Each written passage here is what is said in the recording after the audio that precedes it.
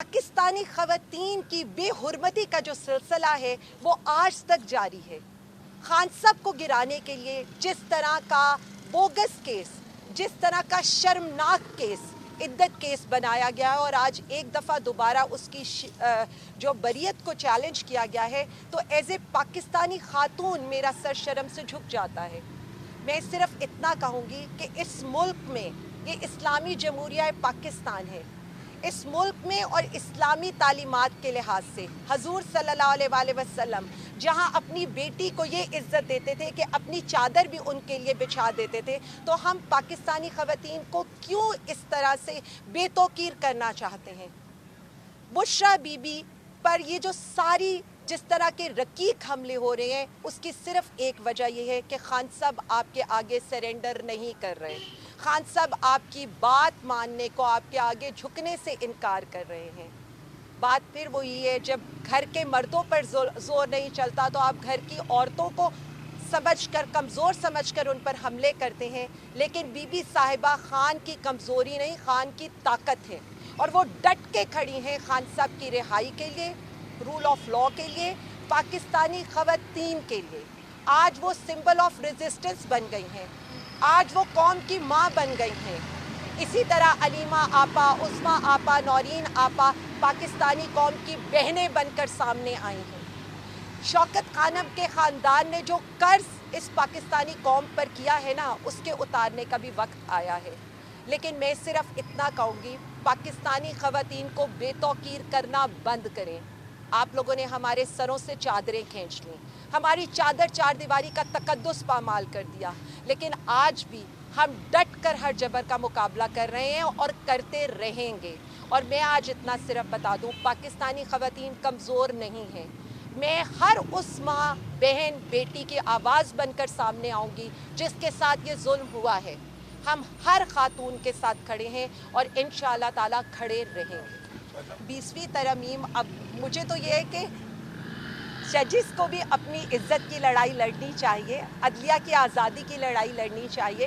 सारे मुल्क का ठेका सिर्फ प्राइम मिनिस्टर इमरान खान साहब ने नहीं उठाया हुआ। मतलब 26वीं तरमीम अदलिया की आज़ादी के ऊपर एक वार है, जजिस की जो ये डिग्निटी के ऊपर एक वार है। तो कब निकलेंगे? मतलब देखें, मेरी बात सुने, हम तो सबकी लड़ाई लड़ रहे हैं, वज़ीर आज़म इमरान खान तो सबकी लड़ाई लड़ रहा है। तो आपको भी निकलना पड़ेगा, इस मुल्क को बचाना है, अदलिया को बचाना है, अदलिया के वकार की बात है। हम जब कहते हैं फुल कोर्ट बना दे, दूध का दूध पानी का पानी सबके सामने हो जाए। जिस तरह 26वीं तरमीम के लिए आपने देखा है, वोट की इज्जत को पामाल किया गया, पार्लियामेंट के तकद्दुस को पामाल किया गया, पार्लियामेंटेरियंस के घरों को तबाह बर्बाद किया गया। तो मैं सिर्फ इतना समझती हूँ कि अब भी कुछ सीख लें, मुल्क को आगे चलने दें। हम क्यों चाहते हैं कि हर किसी की आज़ादी को सल्ब करके हम पाकिस्तान पे हुक्मरानी कर सकते हैं? अब आप लोगों पर पीका एक्ट लग गया है, तो हम तो आपके साथ भी खड़े हैं। जब आप लोगों ने एहतजाज किया था तो वज़ीर आज़म इमरान खान साहब ने अपना फ़ैसला वापस लिया था। यही वज़ीर आज़म साहब और जो पाकिस्तान पीपल्स पार्टी के सरबराह हैं, वो जाकर आपके साथ बैठे थे। तो आज का ये सब कुछ नज़र नहीं आता। मैं सिर्फ इतना कहूँगी, हम आप सब के लिए खड़े हैं और खड़े रहेंगे।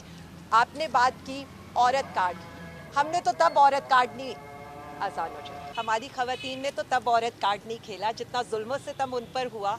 मर्दों से ज़्यादा तकलीफ़ दी गई औरतों को। किसी, मेरे ख़्याल में पाकिस्तानी तहरीक इंसाफ का नाम जुड़ना या पाकिस्तान तहरीक इंसाफ की तरफ से ट्वीट करना ही काफ़ी था। उसके बाद तो ना किसी की औरत की इन्होंने चादर और चार दीवारी का तकद्दुस रहने दिया। तो मैं सिर्फ इतना कहूँगी, हम बेशक पाकिस्तान की, पंजाब की माएँ, बहनें, बेटियाँ हैं, लेकिन ना हम हमदर्दी कार्ड खेलेंगे, ना हम औरत कार्ड खेलेंगे। मैं एक सियासतदान हूँ और मैं चाहती हूँ कि मुझे एज ए सियासतदानी ट्रीट किया जाए और हमारी बाकी ख़वातीन भी वो वफ़ा का, साबित कदमी का, इस्तकामत का इस्तारा हैं। और पाकिस्तान की ख़वातीन, क्या पाकिस्तानी ख़वातीन को, माओ बहनों, बेटियों को मेरा सलाम है, क्योंकि उन्होंने इद्दत केस जैसे बोगस केस पर रिएक्ट करके 8 फरवरी को इस मुल्क में इनकलाब बर्पा किया।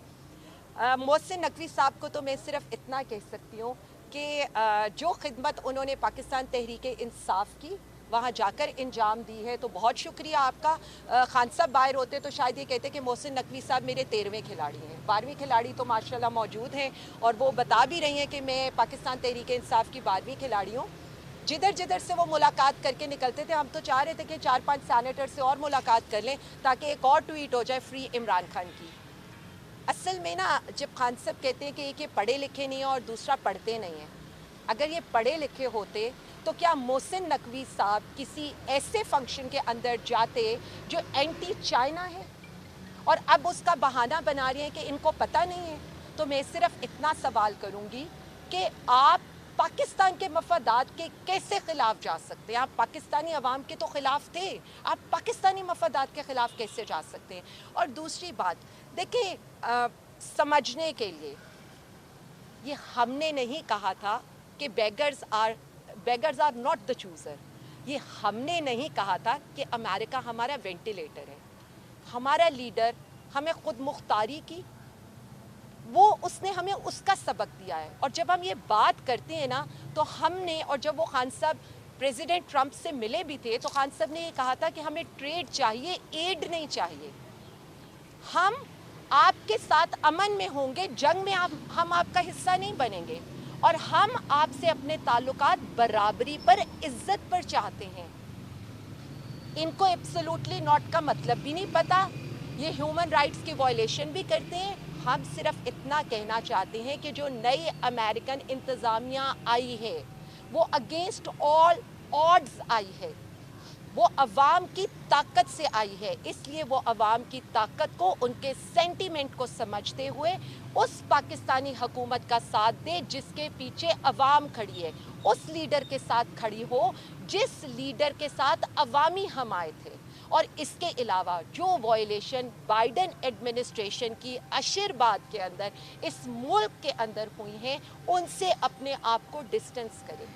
تو یہ پڑھے لکھوں کے سمجھنے کی بات ہے, اور ہماری عوام اتنی باشعور ہے کہ وہ سمجھ رہی ہے, لیکن جو کٹ پتلیاں مسلط ہیں یہ مشکل سے ان کو سمجھ میں. خان صاحب کی بات کی ہے,